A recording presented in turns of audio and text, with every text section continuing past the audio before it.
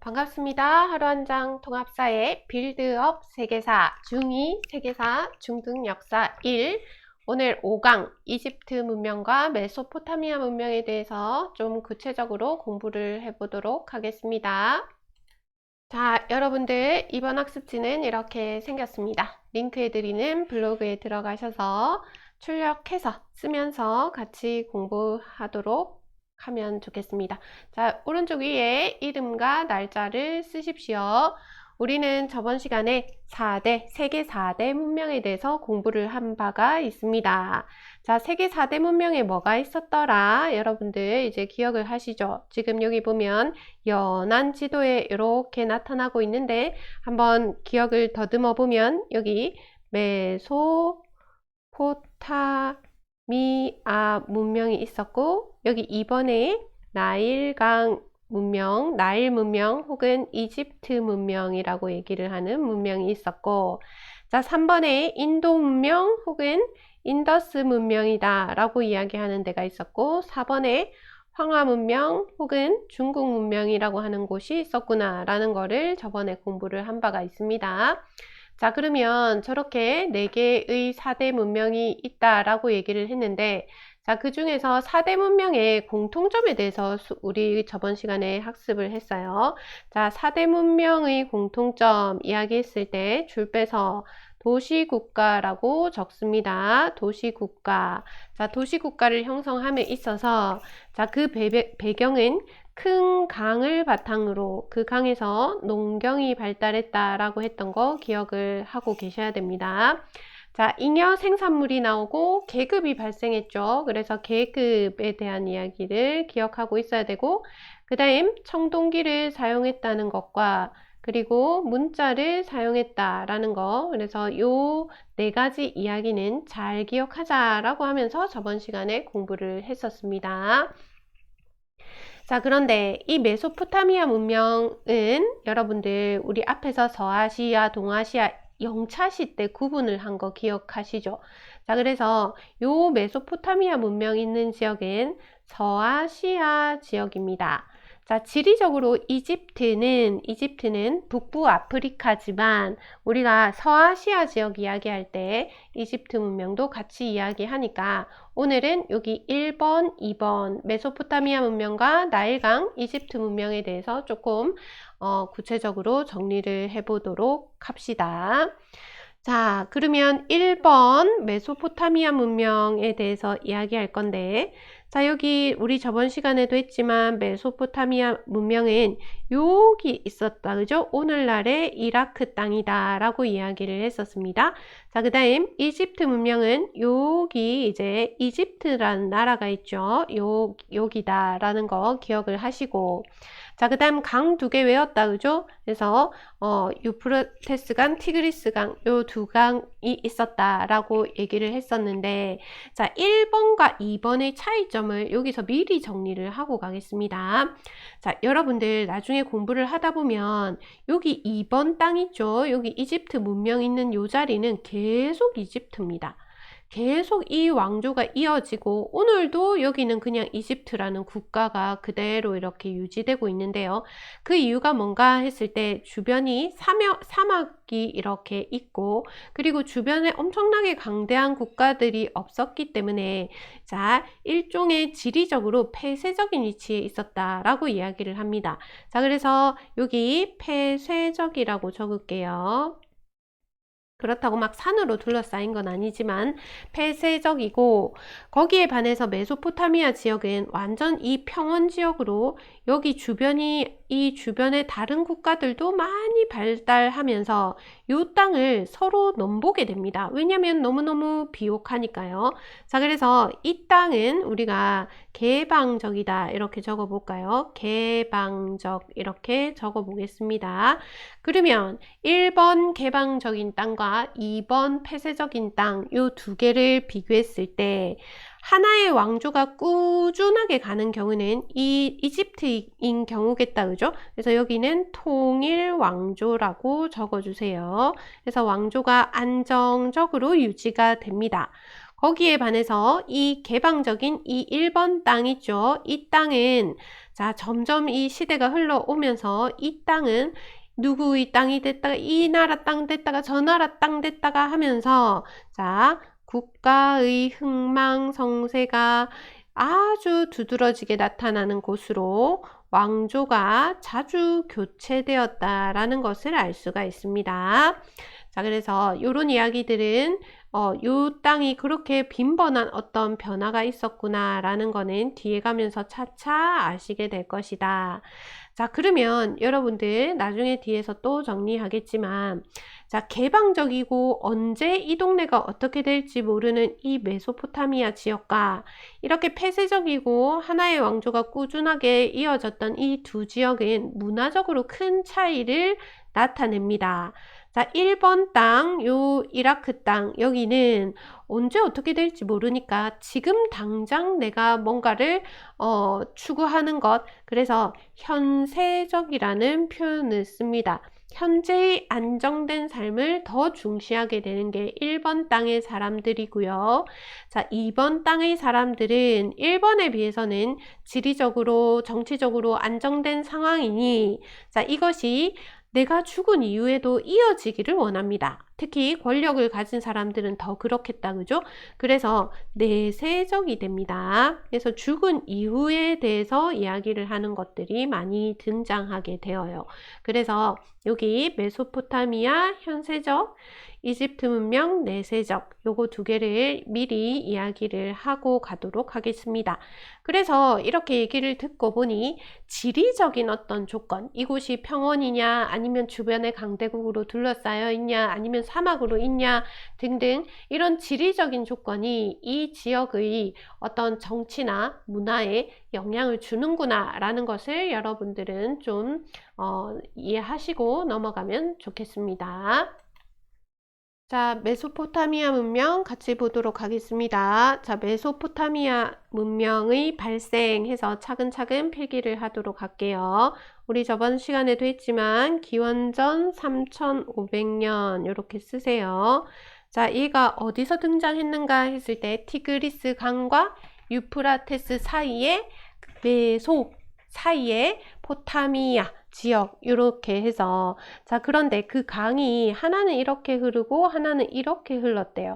그래서 이 강과 이 강이 요 사이에 있는 모양이니까 이걸 지도로 보고 하면 더 좋은데 마치 초승달 모양 같다라고 얘기를 하면서 자, 여기를 비옥한 초승달 지역이라고 이야기를 하기도 합니다. 그래서 여러분들 비옥한 초승달 지역 이런 이야기가 갑자기 등장을 하면 아, 두 강 사이의 모양이 초승달 같이 생겼고 여기를 메소포타미아라고 얘기를 하는구나 라고 생각하시면 좋겠습니다.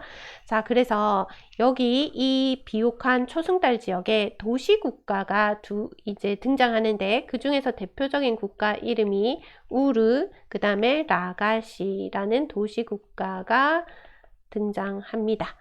자, 이것이 바로 최초의 문명인데요. 자, 여기서 여러분들이 기억할 건 여기서 최초의 문명 우르, 라가시 요 부분 이렇게 표시를 하고 자, 이 사람들을 우리는 수메르인이라고 이야기합니다. 수메르인 이렇게 적어둘게요. 자, 이것도 많이 물어보니까 체크를 하고 정리를 잘 하십시오. 자, 이게 최초의 문명이다.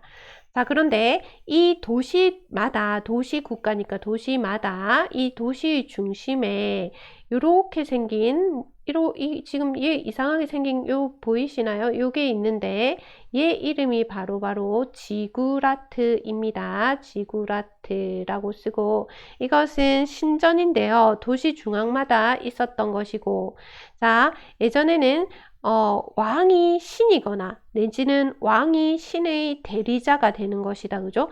그래서 신권 정치를 하게 됩니다.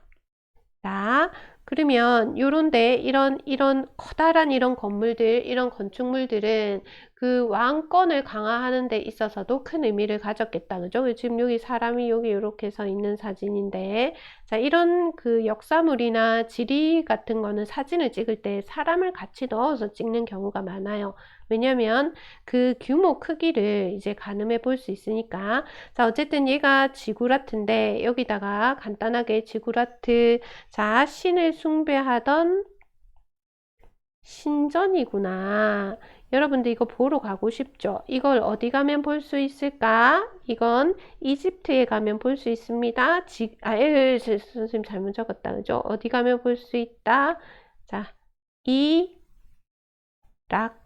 이렇게 적어야 되겠다. 그죠? 자, 그래서 흙벽돌이고 그 다음에 이렇게 계단식의 이런 모습들이 남아 있는데 이게 기둥만 남아 있다 이렇게 얘기를 합니다. 그래서 정치, 신권 정치다 라는 거 기억을 해 두시고, 그 다음 아까 전에 특징의 개방 지역이라고 설명했죠. 우리 지도에서 이야기를 했습니다.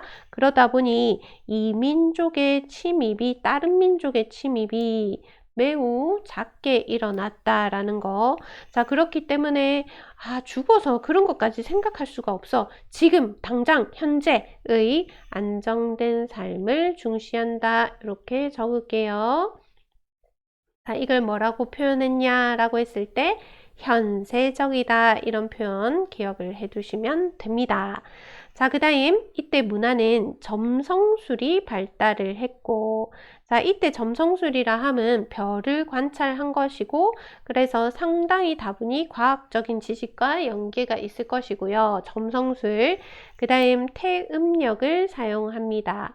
그리고 60진법을 사용하게 되는데요. 이런 것들도 잘 봐두시고, 그 다음 문자 사용했다고 했죠. 우리 여기 4대 문명 처음에 문자 이야기를 했습니다. 자, 그래서 여기 보면 요 밑에 여기 점토판에 이렇게 뾰족한 걸로 이렇게 긁어놨다. 그죠? 쐐기 문자라고 얘기를 하죠. 자, 그래서 이건 점토판에 그림 문자다라는 것을 기억해 두시면 됩니다. 자, 그래서 메소포타미아의 이 비옥한 초승달 지역에 수메르인이 살았고 이들이 우르랑 라갓이라는 도시 국가를 건설했다. 이 지역은 개방적이라서 이민족의 침입이 잦았다라는 거 기억하시는데, 자, 이민족의 침입이 잦다 보니 다른 이민족이 이제 이쪽 땅을 또 보러 오겠다. 그죠? 그 대표적인 사람들이 아무르인입니다. 자, 그러면 여러분들 이게 헷갈리기 때문에 메소포타미아 문명 옆에다가 수메르인 하나 적고 그 다음 아무르인 이렇게 하나 더 적어 두세요. 이 아무르인은 저기 지금 터키 쪽 있죠. 그쪽에서 이제 기원을 한 사람들인데 이 사람들이 메소포타미아 요 지역으로 이제 옮겨오면서, 자, 이 메소포타미아 지역을 이제 자기들이 이렇게 지배를 하면서 나라를 만들어요. 그 나라 이름이 바로 바빌로니아입니다. 자, 밑에 바빌로니아 이렇게 적혀져 있죠. 그러면 바빌로니아 옆에는 수메르인이라고 적으면 안 되겠죠. 그래서 여기 아무르인 요거 잘 기억해 두세요. 위에 수메르인이랑 헷갈리니까.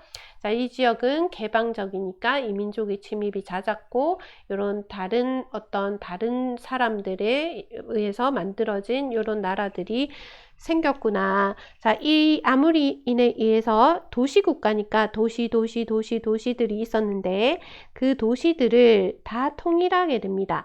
그래서 메소포타미아 통일한 국가가, 엄청 큰 국가가 이제 바빌로니아다 라고 생각하시면 되겠네요. 바빌로니아는 오랜 세월 아주 중요한 위치를 차지하기 때문에, 위상을 가지기 때문에 잘 봐두셔야 됩니다. 자, 이 바빌로니아에서 엄청 유명한 왕이 있었는데 그 왕 이름이 바로 함무라비입니다. 자, 함무라비는 별하고, 함무라비는 이제 함무라비 법전이라고 해서 법을 정리한 것이 있죠. 자, 그래서 여기 보면 오른쪽 위에 여기 이렇게 돌 같은데 이렇게 이런 사람이 있다, 그죠?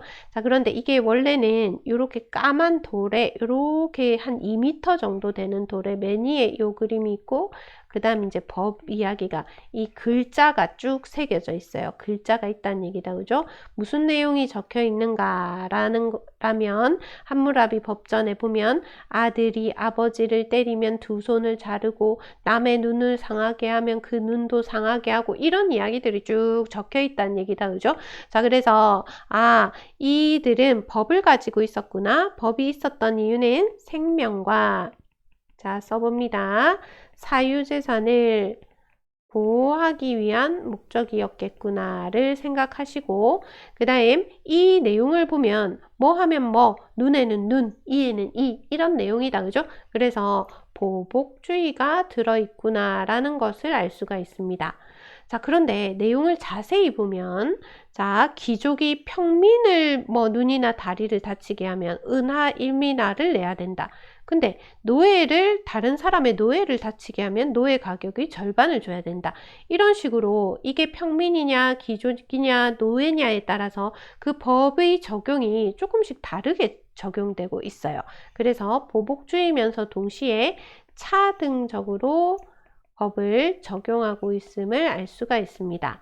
그래서 여러분들 이제 시험에 보복주의, 그 다음 차등 적용, 이런 것들은 많이 물어볼 수 있으니까 함무라비 법전, 이런 것들은 잘 기억을 해 두시면 좋겠습니다. 자, 그런데 이러한 잘 나가던 바빌로니아마저 이 동네는 개방적이니까 이민족이 침입이 잦다고 했다, 그죠? 그러면 바빌로니아도 언젠가는 멸망을 할 텐데, 자, BC 1500년경 적을게요. 기원전 1500년경 히타이트에 의해서 인에 의해 멸망, 이렇게 적겠습니다. 자, 그러면 히타이트인이 또 갑자기 등장하니까 아이고 너무 어렵다 싶다, 그죠? 자, 그런데 히타이트는 저번 시간에 이게 살짝 선생님이 이렇게 던져준 적이 있어요.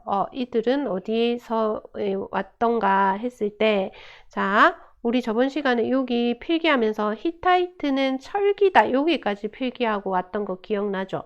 그러면 다시 돌아와서, 자, 히타이트인들은 저기 이 사람들도 터키 주변에 이렇게 있었던 사람들인데, 자, 이 사람들은, 자, 여기 한번 적어 볼게요. 전차를 엄청 빠르게 몰면서 주변을 정복합니다. 주변을 정복하는데, 이 사람들은 아까 철기라고 적혀 있었다, 그죠? 그래서 엄청난 이 무기가 다른 지역들을 정복할 만큼 강력한 철기를 사용했다라는 것이다, 그죠? 그러면 엄청 이들의 무력은 상당했겠죠. 그러면서 이 바빌로니아를 멸망시킬 정도로 이렇게 강력한 그런 군대를 가지고 있었구나라는 것을 알 수가 있을 테고, 여기서 우리가 하나 더 기억을 하고 갈 건 히타이트인이 이렇게 줄 빼서 서아시아 지역에, 자, 철기를 전파하게 되죠. 이들이 여기에 오면서 철기를 전파하게 되는 어떤 계기가 된다라는 거 엄청 중요하다, 그죠? 자, 그래서 철기, 히타이트, 철기, 이 사람들에 의해서 바빌로니아가 멸망했구나 라는 것까지 정리하시면 되겠습니다.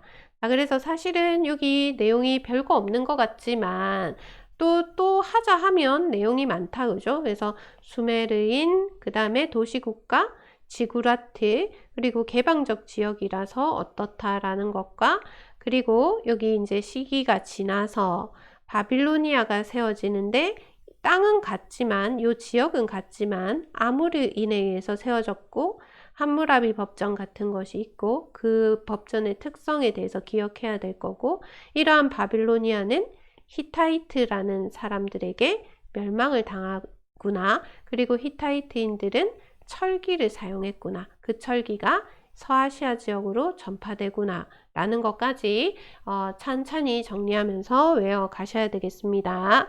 자, 그러면 이제 2번 이집트 문명 같이 보도록 할게요. 오늘 얘기가 많이 길어졌네. 자, 이집트 문명 발생 한번 보십시다.